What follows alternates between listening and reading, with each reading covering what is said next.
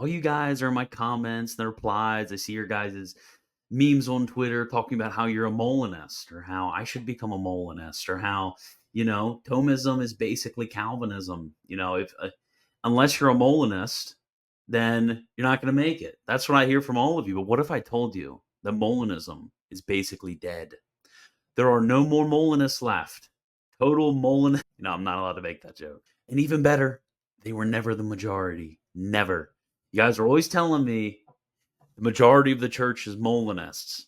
Lies. All of it. Wrong. Incorrect. Not factual. Fake and gay. Now, many of you will tell me that I'm crazy for this position.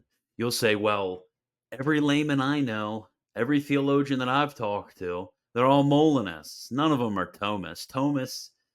Thomism is just a permitted position in the church. But that's just wrong. What if I told you that basically every single theological school, including many in the Jesuit order, set themselves in direct opposition to Molinism? And what if I further told you that it's really stupid to say Molinism versus Thomism because there's basically like 30 other positions one could have?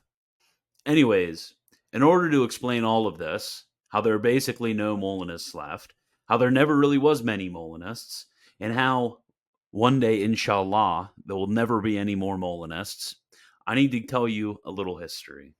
The name Molinist indicates the followers of the Jesuit theologian Luis de Molina, a 16th century Jesuit scholastic. Now, in order to know what it means to be a Molinist, we need to know a little bit something about Second Scholasticism. So during Second Scholasticism, there's basically two types of scholastic, the strict observant scholastics and the eclectics. The strict observant scholastics were part of various different religious orders that required them to strictly follow a certain scholastic. So, for example, strict observance Thomists were usually Dominicans. Or in the Franciscan order, some of them strictly followed Blessed Scotus, others St. Bonaventure. Or if we look at the Augustinians, it was usually Agidius Romanus. But on the other hand, there were those who basically mixed and matched their opinions. And those who mixed and matched their opinions were known as eclectics. In the Jesuit order, they were usually eclectics, although they had a very high regard for St. Thomas Aquinas, as every other school did, and anybody with a brain. From this environment of Second Scholasticism, there was basically a great deal of advancement in the way in which scholastic theology was done. A lot of new questions were being asked, and these questions were being treated with a new deal of precision. Now, one of these theologians who engaged in this was the aforementioned Molina. While commenting on the Summa Theologiae of St. Thomas Aquinas, Molina came up with an interesting theory on free will, divine foreknowledge, predestination, and grace. Now, unlike other eclectic positions, this really was a new theory. The other religious orders, such as the Augustinians or the Franciscans or the Dominicans, or even other Jesuits for that matter, as we'll go into, they all recognized that Molina was departing in his main theses from their positions. But what you have to understand is that there's a great deal of agreement and disagreement. So certain schools were closer to Molina, others were further away from Molina, but none were exactly like Molina. And in fact, we need to distinguish between these common theses and the unique theses. If you hold to the common theses, you're not a Molinist.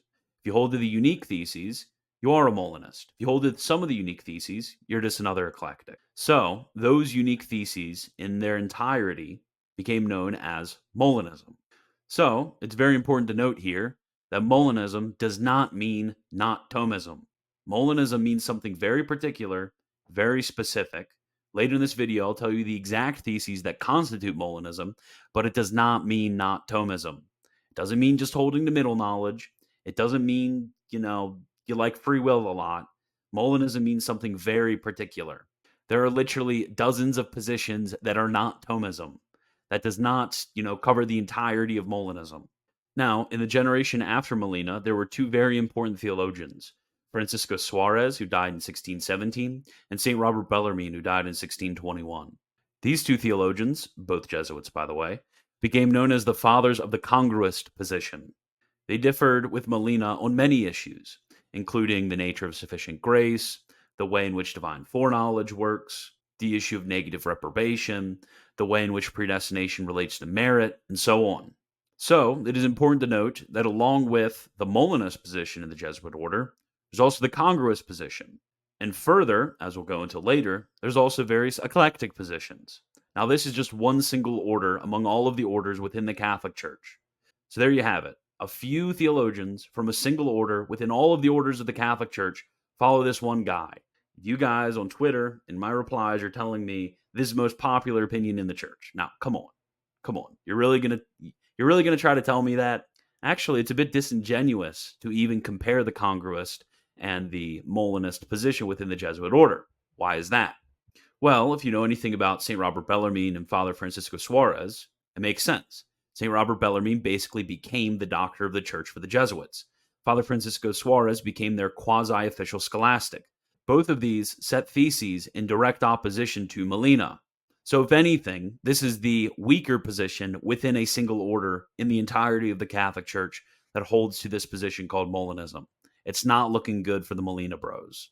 In fact, one of my favorite theologians of this era in the Jesuit order, Diego Ruiz de Montoya, followed the congruist position against Molina. But was there ever some sort of revival of the Molinist position within the Catholic Church? No, not at all. In fact, the Jesuits always retained that eclectic spirit that I mentioned above. So, rather than following Molina's position and becoming Molinists, they merely came up with a lot of new theories, trying to cut this knot by their eclectic spirit. None of these guys were Molinists. Some of them took the name Neo-Molinists or Semi-Molinists, but none of them were Molinists. Many of these guys were moving further and further away from Molinism and closer away to Thomism. This was especially seen in the 19th and 20th centuries. Famous Jesuit neo-scholastics such as Cardinal Billot, Father Clark, and Father Lonergan all came up with new theories about predestination, grace, free will, and so on. On the other hand, do you know what position did continue in the church with a lot of adherents? Thomism. Now, why was that? While the Jesuits allowed for a great deal of eclectic freedom, on the other hand, the Dominicans regulated that their schools study St. Thomas on this matter and interpret him in a very particular way, one that has been passed down by literally centuries of Dominicans. Before Vatican II, there were some Jesuits who continued to support Molina's opinion, including the famous authors of the Sacrae Theologiae Summa. But these were few and far between. Most of them were either congruists or held to some sort of eclectic position. Well, where are we today? Today, in the English-speaking world, pop theology tells you that William Lane Craig is a Molinist because he holds to middle knowledge. What's crazy is this guy doesn't even hold the Catholic view on grace. Apparently, he holds to a system that was constructed in order to explain the Catholic view on grace. Now, make that make sense for me, please. Obviously, the system of Molinism is much more extensive than simply believing in middle knowledge. In fact, believing in middle knowledge itself is insufficient, since there are multiple views of middle knowledge, only one of which is Molinist. But since the breakdowns of traditional categorization of theology since the 1960s, these things aren't really learned anymore. So, for the modern Anglo, somebody like Cardinal Billot or St. Robert Bellarmine or Francisco Suarez or Father William Most, these are going to be labeled as Molinists. Why? Well, because they're not Thomists. But this is a completely ridiculous characterization of the state of the question. This is why I'm completely and utterly confident in the fact that there are basically no more Molinists alive today, whether among the laity or even among academics. And this is set in very sharp contrast to those of you who say that Molinism is the majority position of the Catholic Church, including you Protestants out there who say that. Stop saying that. Now, what are these theses, these particular theses that I keep referencing to? Well, there's 4. Before we begin, remember to become a YouTube member or a patron at patreon.com/Milton Thomas to get access to more videos and such. So first, predestination. Molina uniquely teaches that predestination to grace is before the consideration of merits, but predestination to glory is after the consideration of merits. Now, this distinction might sound confusing, but it's actually pretty intuitive. Against the Pelagians, we hold that nobody can merit the first grace, obviously. So everybody's forced to concede that the first grace is given completely out of the gratuity of God, without any consideration of merits whatsoever. But Molinists make a distinction. They say while the predestination to grace is before the consideration of merits, the predestination to glory, or predestination properly so called, is after the consideration of merits. Basically, God predestines you to grace, you do good with the grace, God predestines you to glory. God elects you to heaven because by way of middle knowledge, he sees that you're going to finally persevere in the grace which he has granted to you gratuitously. Now, this might not make sense right now, but this will make more sense when we consider what middle knowledge is, and especially the distinction between sufficient and efficacious grace for the Molinists. Second, as to reprobation. Like all of the other schools, Molinists affirm what's called positive consequent reprobation. I did a video on all of this reprobation, double predestination, blah, blah, blah stuff. So if you want to know more about that, watch that. But Molinists, unlike all the other schools, deny something called antecedent negative reprobation, or the withholding of efficacious grace. Now, it may seem like a no-brainer to you that, if there's some people who are elected, there's some people who are just not elected, and this is negative reprobation. But for the Molinists, it'll kind of make some sense, not be completely absurd once you learn more about the distinction between sufficient and efficacious grace. I promise, just give me a minute and it'll make sense. But yeah, that's their unique review on reprobation. Third, as to the relationship between sufficient and efficacious grace. This is one of the big and central differences between Molinism and all of the other schools. They do not hold that there is an objective distinction in first act between sufficient grace and efficacious grace. Rather, they hold that the distinction between the two is only found in second act by the cooperation of the human will. So sufficient grace, efficacious grace, basically the same. So it makes sense, why they don't hold the negative reprobation, because they don't think that anybody is denied efficacious grace in first act because it's identical to sufficient grace, which everybody's given. You get it? Okay, good. This was one of the huge problems during the De Auxiliis controversy.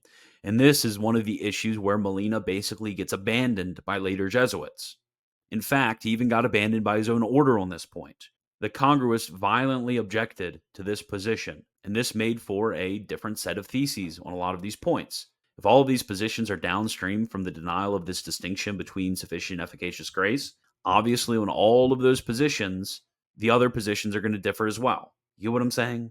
Okay, so I mentioned that the Jesuit order abandoned Molina on this issue.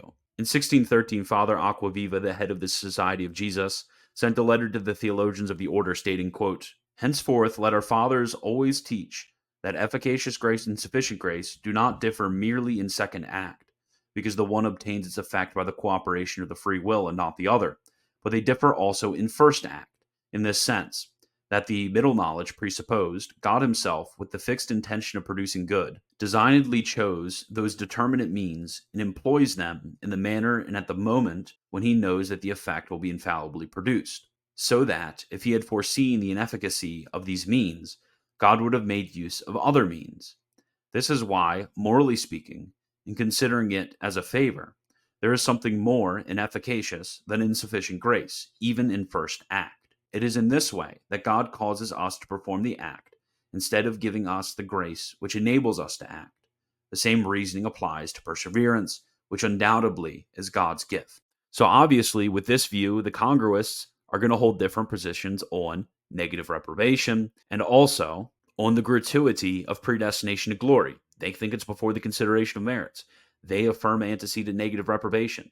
These are two completely different views within the Jesuit order. Lastly, there's the teaching on middle knowledge. So again, just like the others, we mean something very particular by middle knowledge. We do not merely mean a knowledge of God of futurables. That does not itself constitute middle knowledge. Rather, we mean something between what is known as God's free knowledge and God's necessary knowledge.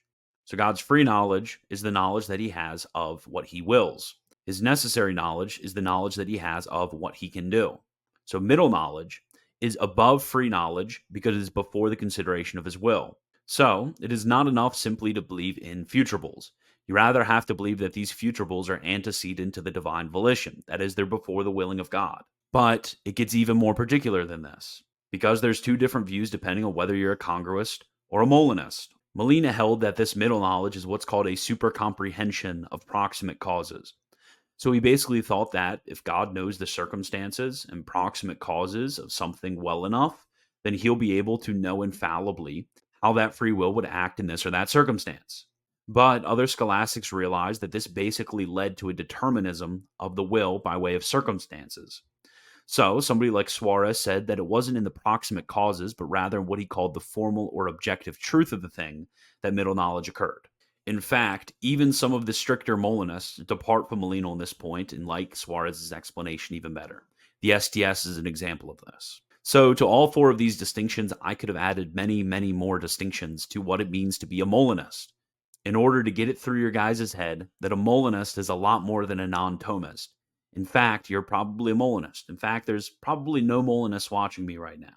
With all of these, we're able to see how rare a Molinist is.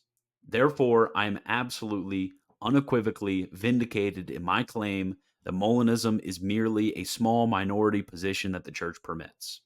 That's all. It's not the majority position within the church. It's not included in the catechism, like some of you guys said. And it's not merely a denial of Thomism. It's much, much, much more than that. Anyways, I hope you guys enjoyed this. And as always, God bless.